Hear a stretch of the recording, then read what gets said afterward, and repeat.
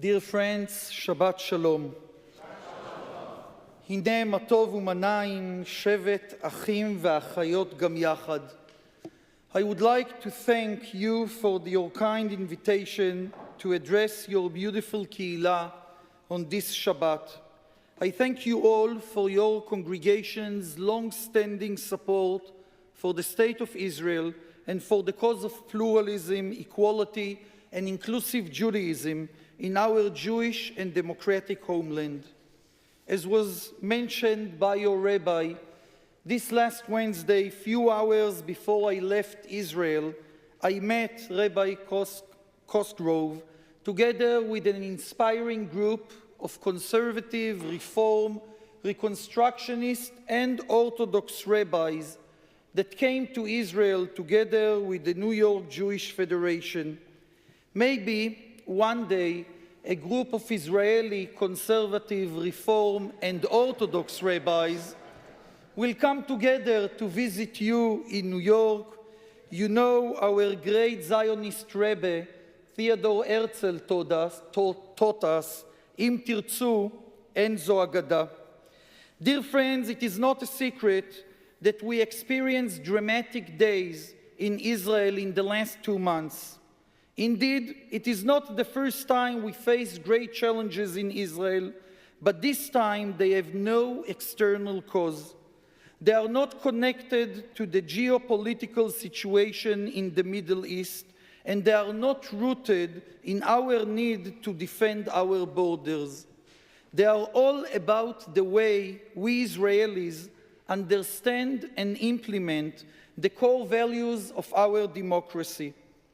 Many years before constitutional scholars presented the slippery slope argument regarding the need to fix safety mechanisms in order to protect human rights, our Jewish tradition taught us the need to limit the powers of the ruling bodies in our sovereign community. The special Torah reading we added today as a maftir to our weekly parashot reminds us that the ancient Jewish calendar started in the spring with the beginning of the Hebrew month of Nisan, the month of the Exodus and Passover. According to the Mishnah, the founding text of our oral Torah and Jewish law, the first day of Nisan that will be celebrated this coming Thursday is Rosh Hashanah LaMelachim, the King's New Year's. In the special Haftarah we just read today, in order to mark Shabbat HaChodesh from the book of Ezekiel, we learned about the duties of political leaders to be fully transparent and accountable, and about the need to set necessary limits to their powers.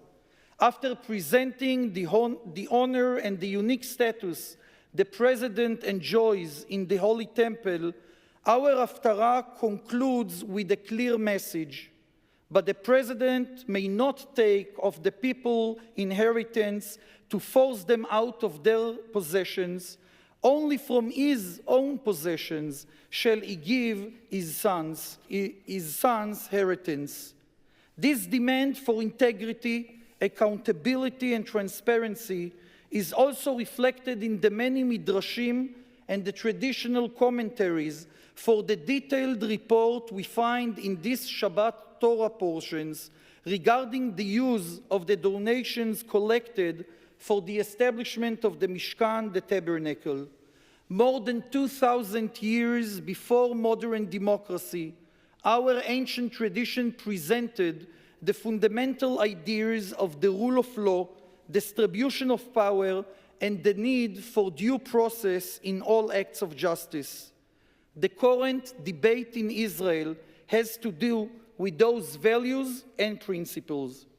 This debate addresses the core nature of our democracy, but not less important, it also addresses the way we understand the meaning of a sovereign Jewish state, and what are the lessons we choose to take from our tradition and history regarding our modern sovereign reality.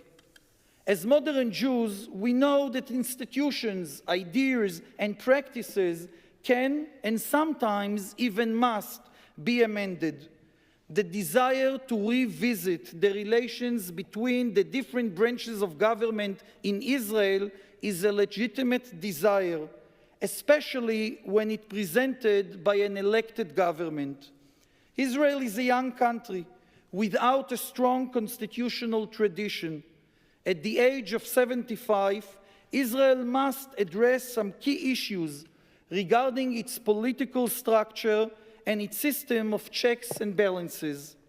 Yet, this important discussion must be done not only on the basis of the important democratic principle of the rule of the majority, but also in light of the other, not less important, democratic and Jewish principles: the need to protect fundamental human rights, and especially the rights of those who belong to minority groups, and the need to split the powers of government to different institutions and to secure a balanced distribution of those powers. Unfortunately, the current legislation in Israel serves mainly the first principle I mentioned and weakens dramatically the other two. This legislation minimizes the constitutional protection for human rights without suggesting any alternative mechanism that will compensate this troubling loss. More than that, this legislation is being carried in a way that doesn't encourage wide consensus among Israelis and compromise building. On the contrary, it is pushed forward rapidly with a lot of political aggressiveness. The troubling combination between the content of this legislation and the way it is promoted in the Knesset is the base for our sincere fear that this judiciary reform will change the nature of our democracy and will take us 30 years backwards. When we add to this fear the plans of the different coalition parties to initiate a new wave of religious legislation and to weaken this legislation that secures gender equality and the rights of the LGBTQ community, and when we keep in mind that the great political influence of the ultra-nationalist parties and the ultra-Orthodox parties in our coalition, this fear of millions of Israelis is more than understood. As always, and especially as we learned from our Jewish history, from the days of the Exodus to modern era, moments of crisis are also moments of resilience and opportunities. In the last 2 months,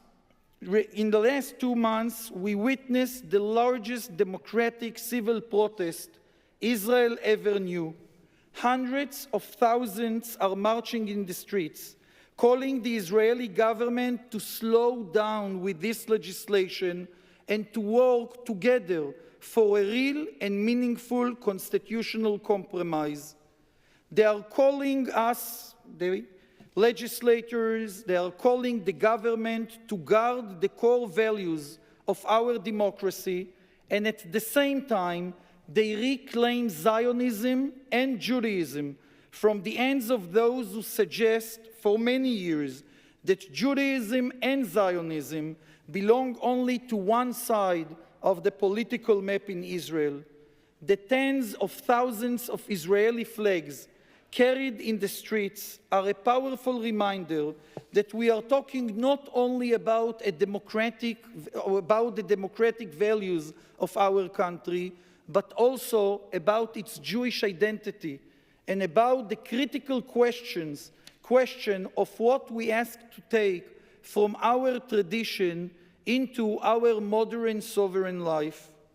This deep understanding that this is not only a democratic moment in Israel, but also a profound Jewish and Zionist moment is one of the reasons why the awareness, the involvement, and the support of the Jewish communities around the world, and especially in North America, are so needed. Our Jewish tradition teaches us to stand together and to support each other. It also teaches us that the well-being and the future of our people depend not only on its ability, our ability to defend itself, but also on its moral standards and its ability to promote justice and freedom. The American Jewish community plays a very important role in ensuring Israel's national security. It also played an important role during the years in helping us to meet the prophetic vision of justice, freedom, and equality which was embedded in Israel's Declaration of Independence. The current developments in Israel is another moment, critical moment, that this partnership and this alliance must reveal themselves. Together with the leadership of the conservative movement and the reform movement in Israel and in North America, and together with a very long list of Israeli organizations and Jewish organizations here in North America, I encourage you to take a stand and to express your love and concern to the state of Israel and its people by joining us in the effort to secure the strength of our democracy.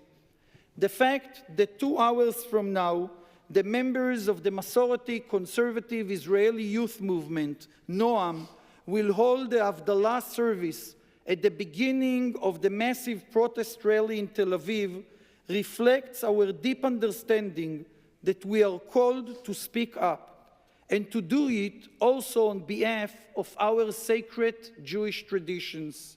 The fact that tomorrow, less than 24 hours from now, many Israelis and American Jews will stand together in Washington Square, downtown, reflects our understanding that this is a moment that requires all lovers of Israel or who are devoted to its core values to join hands.